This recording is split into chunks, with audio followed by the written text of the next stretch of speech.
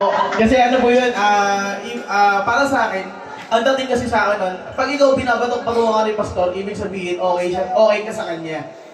Ayun, parang sobrang na-appreciate ko po yun kasi si Pastor na mismo yung lumalapit para kulitin ako. Kaya natutuwa po ako dun kasi nakikita ko, hindi naman lahat ng disciples sa church o hindi naman lahat ng primary,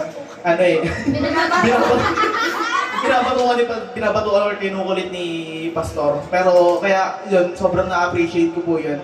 Tapos, ang isa pa sa pinaka na-appreciate ko nung mga time na tinotopak ako, hindi ako matindong extreme net.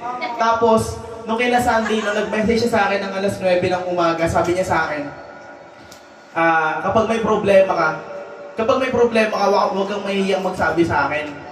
Yun. Tapos, nung Sunday pa nung mismong kinausap niya ako, sabi niya, bakit hindi ka nagsasabi sa akin?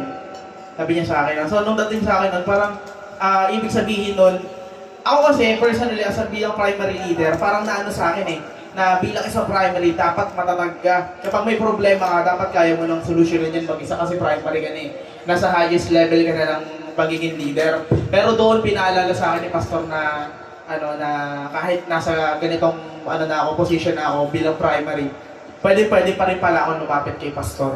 Kaya sobrang na-appreciate ko po yan. Ayan, love you po, Pastor.